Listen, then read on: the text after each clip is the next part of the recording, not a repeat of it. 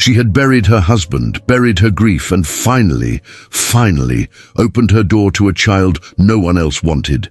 But the moment the adoption papers were signed, someone knocked on that door with a truth that could destroy everything. Before we go any further, I need to ask you something. Have you ever done everything right, followed every rule, rebuilt your life from nothing, and then watched it all get threatened by something you had absolutely no part in creating? Because that's exactly what happens to the woman in this story, and the little boy at the center of it. He had no idea the secret he carried into her home. If that kind of story stays with you, the ones where love and truth arrive at the exact same moment and you don't know which one wins, leave me a comment telling me the city you're watching from. I read every single one. Hit like if you believe some children deserve a second chance. Subscribe if you're new here, and let's get into it. The town of Callaway Bluff sits far enough from everything that people there tend to keep their stories to themselves. Not out of malice, out of habit. Generations of people who understood that asking too many questions was its own kind of rudeness. You looked at your neighbor's cracked porch and you didn't ask. You saw a woman crying in a parking lot and you gave her space. You watched a child standing alone at the edge of the school playground and you told yourself someone else would handle it. That's the kind of place Noelle had grown up in, left at 18 and somehow, through a series of choices that felt rational one at a time and bewildering only in retrospect, ended up returning to at 37. A widow, no children, a house with 4 bedrooms that she had originally imagined filling with noise. Her husband, Griffin, had died 2 years before the story begins. Not dramatically, not in a way that warranted the stories people tell about tragic deaths. A cardiac event, fast. He was 41.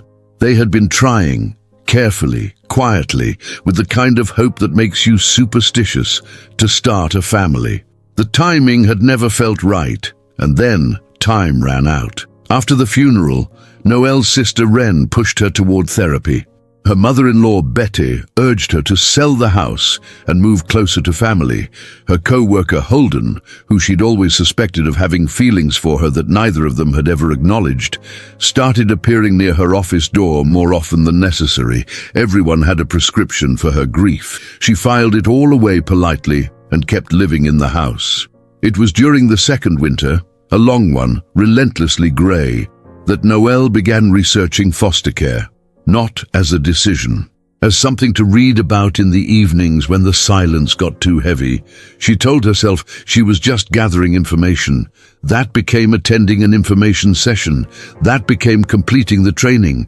That became being approved as a foster parent, and she still hadn't fully admitted to herself that she was serious until the social worker named Corbin called to tell her about a boy. His name was Stellan, 8 years old. He had been picked up by a gas station attendant 40 miles south of Callaway Bluff, walking alone on a county highway with a school backpack and a jacket 3 sizes too small. No identification, no phone. He told the police officer who arrived his first name and refused to give anything else. After 2 weeks in temporary placement, he still hadn't told anyone his last name. Corbin described him carefully, intelligent, watchful, prone to long silences, and not at all the kind of child who melted hearts quickly. He was the kind of child, Corbin said gently, that other families had found challenging. He didn't perform gratitude. He didn't hug easily. He watched from corners. Noelle listened to all of this and said, "I'd like to meet him."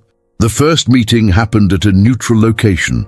A community room with plastic chairs and a coloring station in the corner that neither of them acknowledged. Stellan sat across from her with his hands flat on the table, looking at her the way she imagined an old man looks at a stranger who claims to know him, assessing, reserved, not rude exactly, but offering nothing for free.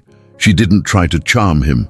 She didn't bring a gift. She sat in her own plastic chair and said, "I've heard you don't like too many questions, so I'll just tell you about myself and you can ask me whatever you want, or nothing. Either is fine." He asked her 2 things, whether she had a dog and whether she made him go to bed before 9. She said no dog, but she'd been considering it, and she said she didn't see a reason for a 9 o'clock bedtime if he wasn't tired. Something behind his eyes shifted, almost imperceptible, but real. She drove home that night and called Corbin and said she wanted to move forward. Stellan moved into the house in early spring on a Tuesday. He carried his backpack himself and refused help with the duffel bag the group home had packed for him. He stood in the doorway of the room Noelle had prepared, not over-decorated, not a child's fantasy, just clean and neutral with a bookshelf she'd filled carefully based on a list she'd found of books kids who were reluctant readers sometimes liked. And he looked around for a long time without saying anything. Then he said, "This is a lot of space." She said, "Is that okay?" He considered it. "Yeah, I just wasn't expecting it." The first week was composed of careful distances. He ate at the table. He said thank you for meals without being prompted, which surprised her. He watched television with the volume low, as if he'd long ago learned not to take up too much sound in a shared space. He did his homework without being asked, which the school had flagged as unusual.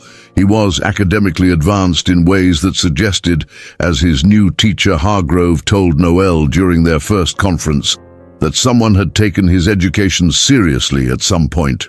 She didn't push on that. She added it to the things she was quietly assembling, the pieces of a life she didn't yet have the shape of. By the second week, he found the backyard. There was a section of the property that had gotten slightly wild during Griffin's illness and Noelle's first year of grief, a run of weeds and overgrown ornamental grass that had collapsed into itself. Stellan went out there on a Saturday morning with a look of purpose and began pulling things up. She watched from the kitchen window. He worked for 2 hours without stopping. When he came in, muddy-handed and quietly satisfied, he said, "I can probably fix most of it." She said, "I didn't realize it needed fixing." He said, "Everything does eventually." She didn't know what to say to that, so she handed him a glass of water and said nothing. It was around that same time that she noticed him drawing. Not the casual doodling of a bored child, but dense, focused work, architectural-looking things, geometric grids that resolved into buildings, or sometimes just patterns that had an internal logic she couldn't follow, but couldn't quite look away from either. She asked him once if he'd ever taken a drawing class. He said, "No, someone showed me once."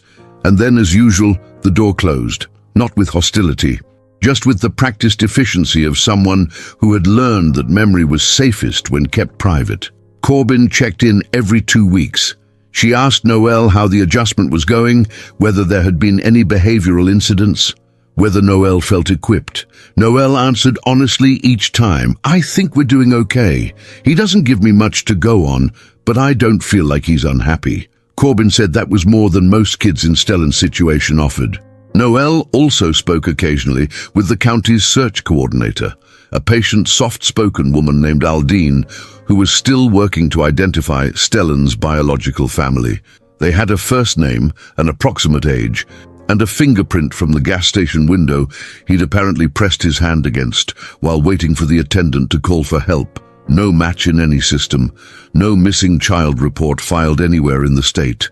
Aldine told Noelle that children sometimes didn't have reports filed because the person who should have filed them was the person they'd run from. That thought settled into Noelle's chest and stayed there. She began, very slowly, to think of Stellan not as a temporary presence, but as something she was moving toward. She didn't say it out loud. She barely said it to herself, but she started buying food he mentioned liking.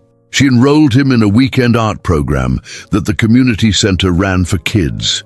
She got 2 bids on repairing the backyard fence he'd asked about, casually, while they were eating dinner one night. The fence. She was getting bids on a fence for a child whose last name she still didn't know. She told Ren about it over the phone, and Ren said, "Noelle, are you going to try to adopt him?" She said, "I don't know yet. It depends on a lot of things." But even as she said it, she knew she was already there. The question of Stellan's last name and everything attached to it began to move faster in the 5th week. Corbin called on a Wednesday with a tone that Noelle had learned to interpret as significant development, but not crisis. She said that Aldine's team had gotten a partial match through a regional database, not a missing persons file, but a child welfare record. A boy matching Stellan's age and description had been listed as a dependent of one Maureen, and then the record had gaps, redactions, a bureaucratic tangle that Aldine was still unraveling. The surname in the fragmentary record was Creel. Corbin said they weren't certain yet. She said Noelle didn't need to do anything differently. She said the process would continue. Noelle thanked her and hung up and sat very still in her kitchen for a while. That night at dinner, she watched Stellan eat. He always ate with the quiet efficiency of someone who had not always been certain there would be enough. And she thought about how much she did not know about the first 8 years of his life. She thought about the 3 sizes too small jacket. She thought about the highway. She did not ask him anything. What she did instead, over the following days, was begin talking to a family attorney. A woman she'd found through the county's adoption resources, sharp and plain-spoken, named Rutledge, who had been doing this for 20 years and had a way of describing complex legal processes that made them feel manageable without pretending they were simple. Rutledge explained the pathway. Stellan was currently in foster placement. If his biological parents could not be identified or were found to have relinquished parental rights, voluntarily or otherwise, and if Noelle was determined to be a suitable permanent placement, the adoption process could formally begin. It would not be fast, it would not be without obstacles, and the partial record Corbin had mentioned would need to be fully resolved before the court could move. Meaning what? Noelle asked. Meaning, if there is a living biological parent with unresolved parental rights, that parent has to be located and the question of their rights has to be settled before you can move forward, Rutledge said. Either they voluntarily terminate, or there are grounds for involuntary termination, or they contest the adoption. Noelle asked what happened if a parent contested. Rutledge paused, just briefly, and said, "Then we build the best case we can." It was around this same time that Stellan said something that Noelle would later think about as the first real opening. They were in the backyard. She was helping him untangle a stretch of old climbing vine from the fence posts he'd insisted could be saved, and he said, out of nowhere and without looking up, "Do you know why I walked?" She kept her hands on the vine. "Tell me." "I didn't know where I was going. I just knew I couldn't stay." He pulled a length of vine loose. That felt like the most important thing, not the destination, just the going. She said, "That makes sense to me." He looked up then, briefly, and there was something in his face that she didn't try to name because naming it felt like it might scare it away. He said, "You don't ask me about before." She said, "You'll tell me what you want me to know when you want me to know it." He thought about that for a moment, then went back to the fence. But that evening, when she was washing dishes and he was at the kitchen table doing the geometric drawings she'd come to love watching, he said, without preamble, without looking up, "My mum's name was Mira. She wasn't bad. She was just too far gone by the time I got old enough to understand." Noelle turned off the water. She stood very still. "Too far gone in what way?" she asked carefully. "Pills," he said. Just that. One word. She didn't press. She dried her hands and sat down at the table and said, "Thank you for telling me." He shrugged. But she could see by the way he went back to drawing without the usual closed-down stillness that it had cost him something to say it, and that the cost had been worth it to him. She called Corbin the next morning. Spring moved into early summer.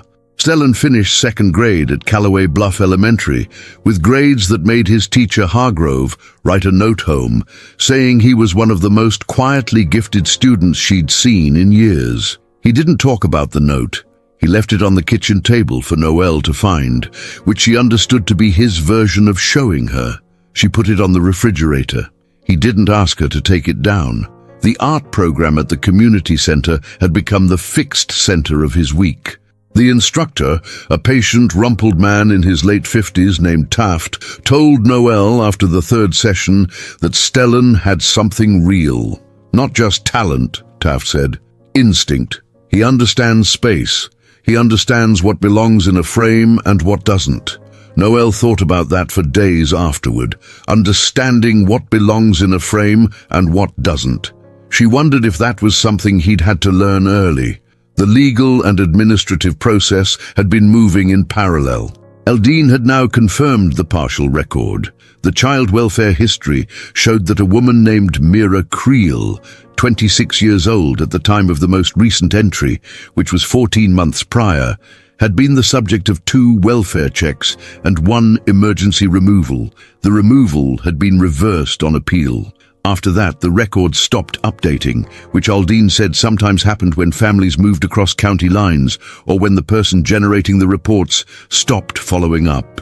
Mira Creel had no current address on file, no recent tax record, no active social services case. Aldine had located one other relative, a man listed as the child's maternal uncle. His name was Darrow. He had a verified address in a different part of the state. Aldine's team had sent a certified letter. It had not yet been returned or responded to. Rutledge, when Noel reported all of this, said, "That's actually progress. Silence from a relative isn't the same as contest. We keep moving." The formal petition to begin adoption proceedings was filed on a Thursday in June. Noel signed the paperwork at Rutledge's office, a stack of documents that felt simultaneously momentous and bureaucratic, and drove home in a state she could only describe as suspended. Not joy, exactly, not fear, something between the two that had no clean name. She told Stellan that evening. She had thought carefully about how to do this, whether to wait, whether to frame it as a question, whether to give him an out. In the end, she decided the only honest thing was to be direct. She said, "I've started the process to officially adopt you. That means I want you to be my son permanently, not temporarily, not for now, permanently." She paused. "You don't have to feel any particular way about it right now, but I wanted you to know." He was quiet for a very long time. Then he said, "What if someone comes back for me?" She said, "That's part of what the legal process is for, to figure out if that's possible or likely, and to make sure you're protected." He said, "What if I have someone, like family?" She said, "If you have family who can take care of you and who you want to be with, that matters. But right now, no one has come looking, and I have come looking." He didn't say anything else that night, but he didn't close down either. He stayed in the room. He ate the ice cream she'd bought because it was hot, and it had seemed like a good idea. He watched half a movie with her. Before bed, he came to the door of the kitchen where she was making tea and said, without quite looking at her, "Okay." Just that. Okay. She stood there holding her mug and felt something she could only identify later as the specific variety of happiness that arrives without fanfare and is therefore the most trustworthy kind. She said, "Okay," and they both went to bed. The summer was the best one she'd had in years, and she knew it even while she was living it, that rare awareness that you are inside something good. They built a raised garden bed in the repaired backyard. Stellan chose what to plant with a researcher's diligence, cross-referencing the growing season and soil type with the focus he brought to everything. He grew tomatoes and 2 kinds of basil and a row of sunflowers that got taller than both of them by August. Wren visited for a long weekend in July. She was careful with Stellan, not falsely warm, just genuinely curious, asking him about his drawings, listening to his opinions about things with an attentiveness that he responded to better than almost anyone. On the last evening, after Stellan had gone to bed, Wren said to Noel, "He's extraordinary." Noel said, "I know." Wren said, "He looks at you like he's still deciding." "I know that too," Noel said. "I think that's okay. I'm still deciding things all the time." Wren left the next morning, and Noel spent the drive back from the airport thinking about what it meant. The still deciding. Trust arrived in its own time and couldn't be hurried, and she had spent enough of her life hurrying things to know better now. There were 2 difficult episodes that summer. The first happened at a neighbor's barbecue. Noel had been tentatively building back into the social fabric of Callaway Bluff, and her neighbor Dex hosted a gathering that seemed harmless enough. Someone there, A man Noelle vaguely remembered from high school, full of face now, named Burke, had too many drinks and said something to Stellan about being a foster kid that was not malicious exactly, just careless in the way drunk adults sometimes are with children they don't know. Stellan went silent and flat the way he did when something got past his defenses. The gathering continued around him and no one else noticed. Noelle noticed. She extracted them both with the efficiency of someone who had been watching for exactly this, and they drove home without talking, and when they got inside, he went directly to his room. She knocked on the door 20 minutes later and said she was making grilled cheese if he wanted some. He came out. They ate. He said, "People think being a foster kid is something that happens to you because you're broken." She said, "I think being a foster kid is something that happens to you because circumstances were hard and you survived them." He considered this. Burke's kind of an idiot. "Yes," she said, "he is." That got a small, real smile. She catalogued it. The second difficult episode was more internal. Aldine called in late July to say that the certified letter to Darrow Creel had been returned. Not refused, just undeliverable. New address unknown. She was continuing to search, but wanted to flag it because an unlocated relative could become a procedural issue later if he appeared and claimed standing. "What are the chances of that?" Noelle asked. "Low. In most cases like this," Aldine said, "but not zero." Noelle filed it. She told Rutledge. Rutledge said they would document everything thoroughly and proceed. The formal hearing for the adoption was scheduled for the first week of September. Rutledge called it a formality, not dismissively, but to calibrate Noelle's expectations. Barring any late emerging objections or unresolved questions, the court would review the documentation, hear brief testimony, and issue its determination. Barring any late emerging objections, Noelle repeated. "Those are relatively rare," Rutledge said. Noelle wanted to ask her to define relatively. She didn't. Instead, she spent August in the garden with Stellan, and at the art program with Stellan, and driving him to the public library where he discovered the architecture section and was working his way through it with a devotion she found quietly magnificent. She read near him while he read. They ate dinner. They disagreed mildly about a television show. She helped him pick out a backpack for 3rd grade, a real one that fit, and tried not to think too much about the fact that 3 weeks stood between her and the day she would legally become his mother. She almost made it to the hearing without incident. Almost. The knock came on a Sunday morning, 9 days before the scheduled hearing. It was early, barely 8 o'clock, and Noelle was still in the kitchen with coffee when the sound came at the front door. She answered it without thinking much, still half in the loosened state of weekend morning. The woman on the porch was perhaps 30. She was thin in a way that suggested prolonged difficulty and dressed neatly, conspicuously neatly, the way someone dresses when they want to be taken seriously and know they're working against a disadvantage. She had light brown hair pulled back. She had Stellan's eyes, not similar eyes. His eyes exact, in a different face. She said, "My name is Mira Creel. I'm Stellan's mother, and I need to talk to you." The world did not tilt the way it does in movies. It got very still. Everything went clear and precise and cold. Noelle said, "Okay." Then she said, "Wait here." She went to the bottom of the stairs and listened. Stellan was upstairs. She could hear the faint rhythm of his music through the ceiling. She went back to the door. She said, "Come in." She did not say it warmly. She said it the way you say it when you understand that the person on your porch has legal standing and refusing entry solves nothing. Mira Creel came inside and stood in the entryway and looked at the house with an expression Noelle couldn't fully read. Part recognition, part something raw, part a careful neutrality that looked effortful. Noelle said, "He's upstairs. He doesn't know you're here. Before he comes down, I'd like to understand what you want." Mira sat down at the kitchen table without being invited. Noelle sat across from her. Mira said, "I've been clean for 8 months." Noelle said, "Okay, I want him back." There it was. Noelle had known it was coming, had known from the moment she saw those eyes.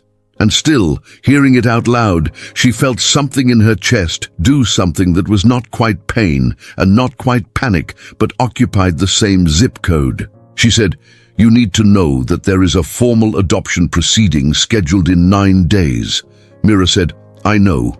My brother Darrow found out. He called me. Darrow is why you're here. Darrow is how I found out. I'm here because he's my son." They looked at each other across the kitchen table. Noelle was aware, in the peripheral and slightly unreal way of crisis moments, of the coffee cup still in her hand. She set it down. She said, "Mira, I'm going to ask you something directly, and I need you to answer me directly." Mira said, "All right. Why did he walk 40 miles on a county highway alone, in a jacket that didn't fit?" The silence that followed was not evasive. It was the silence of something true being gathered. Mira said, "I was using again. It was bad. There was a man staying with us." She stopped. "Stellan didn't tell me he was leaving. I think he was afraid of what I'd do. I think he was trying to protect me from making a choice to stay." Her voice had gone level in the way voices do when they are kept that way by force. "I went into treatment 6 weeks after he disappeared. I couldn't find him. The system had him, but I didn't have—" She pressed her hand flat on the table. "I didn't have my rights intact at that point. There was an old removal order. I had to fight my way back through paperwork and lawyers and—" She stopped. "And you ended up here," Noelle said. "And I ended up here." Noelle stood up, not to leave, just to stand. She went to the counter and stood with her back to it, looking at the woman at her table. She thought about the drawings on the refrigerator, the sunflowers in the backyard, the word "okay" said in the doorway of the kitchen at 9 o'clock at night. She also thought about a boy in a too small jacket walking alone on a highway, moving away from something.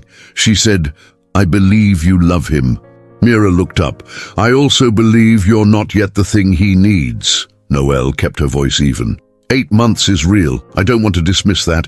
But 8 months is also 8 months. And he has spent the last 4.5 in a life that is his, that he has built, that is, for what may be the first time, stable. Mira said, "He needs his mother."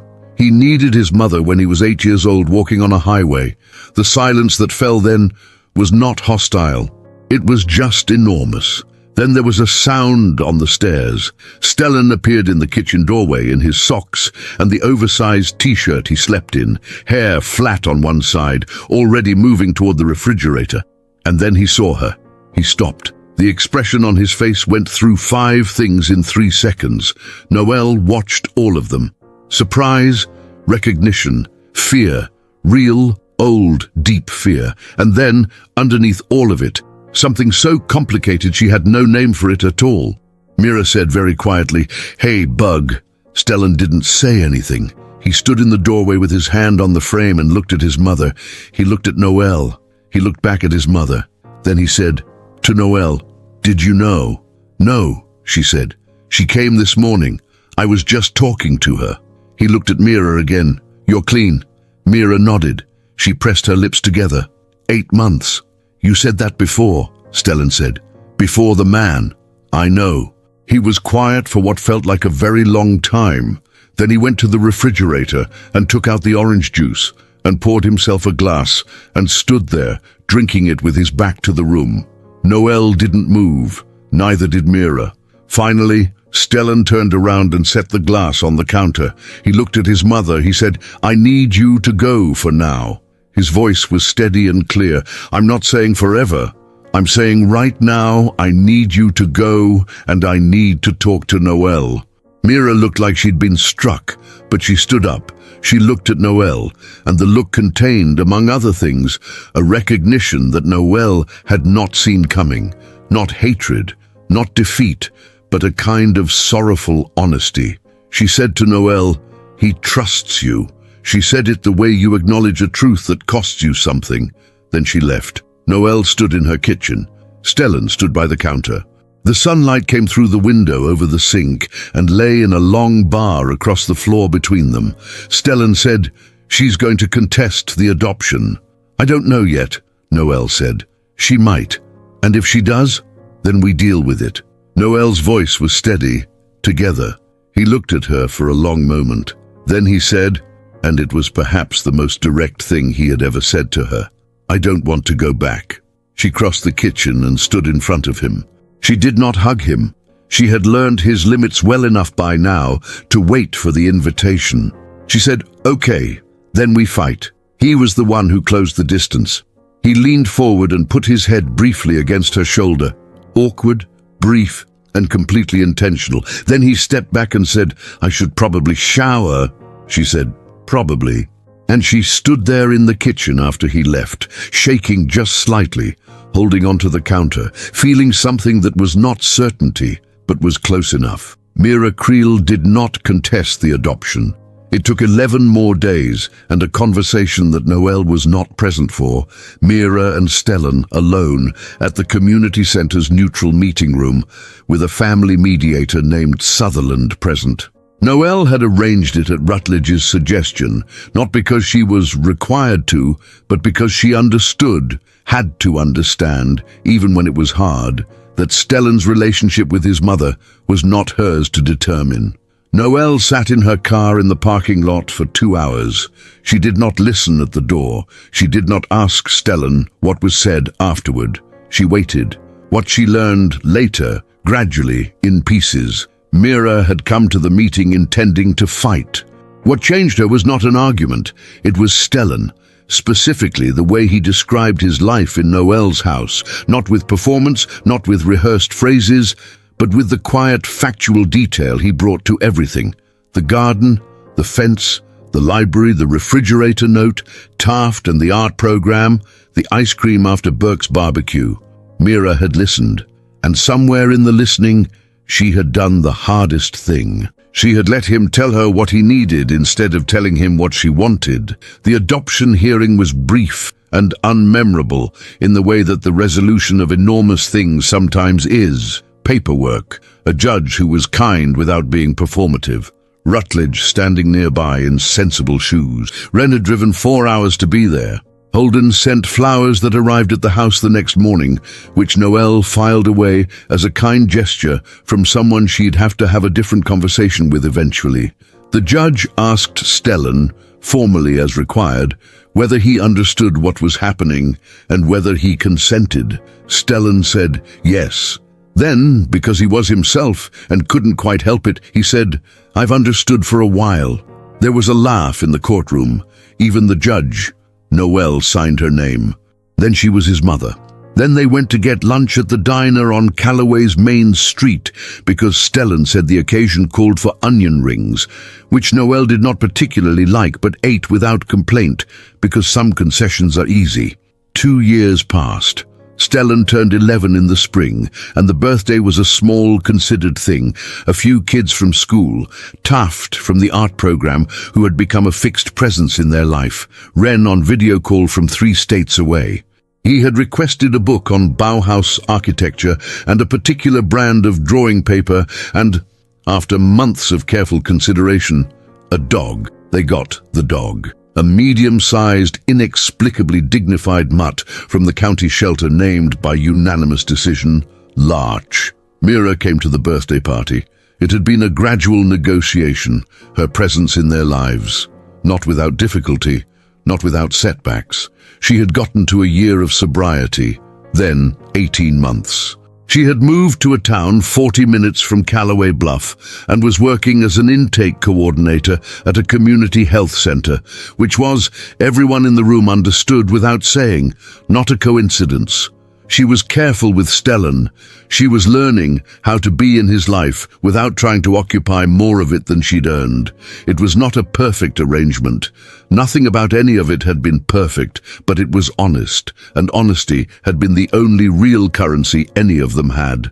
Noelle watched Stellan at his birthday party, drawing with 2 of his school friends, while Larch circled their feet hopefully, and thought about the woman who had knocked on her door 26 months ago, with his eyes in her face and a claim that could have ended everything. She did not think of Mira as a villain. She never really had. She thought about what Mira had said, standing in her entryway on that Sunday morning. "He trusts you." Said as if trust were a finite thing, something that moved between people and couldn't be in 2 places at once. as if giving it to Noelle meant it couldn't exist for Mira too. Noelle had spent a long time understanding that wasn't true. Trust wasn't a zero-sum thing. Stellan had learned to trust her, and that capacity, hard-won, built on 100 small moments, hadn't been used up. It had been expanded. He still did the drawings. They covered a whole wall of the room that was now entirely his, covered, with his permission, in a thin corkboard that she'd helped him install on a Saturday afternoon. The geometric grids had evolved into something more recognizably architectural. Floor plans, elevations, ideas for buildings that didn't exist anywhere but in his precise and serious mind. She asked him once during the second winter what he wanted to build. He said without looking up, places where people feel like they belong. She didn't say anything, she just let it sit there in the room, which was something she'd gotten good at, letting the important things take up their proper space without rushing to fill around them. The sunflowers came back every summer. He replanted them each spring with the same diligence, and every August they got taller than both of them. She photographed them every year, not for any particular reason, just to have them. If this story reached you, if any part of it landed somewhere real, I'd love to know where you're watching from. Leave your city in the comments. It's one of the best parts of making these videos, seeing how many places, how many different lives this kind of story finds. Some truths are worth sitting with, that rebuilding yourself doesn't mean forgetting what broke, that a child who doesn't perform trust isn't broken, they're honest, and that sometimes the most profound act of love is not fighting for someone, but listening hard enough to understand what they actually need. Stellan needed a place where the space was his. He found it, and the woman who opened that door to a grieving widow trying to fill 4 quiet rooms found something she hadn't known she was still capable of. A home that meant something again, hit like if this one stayed with you. Subscribe so you don't miss the next one, and I'll see you in the comments.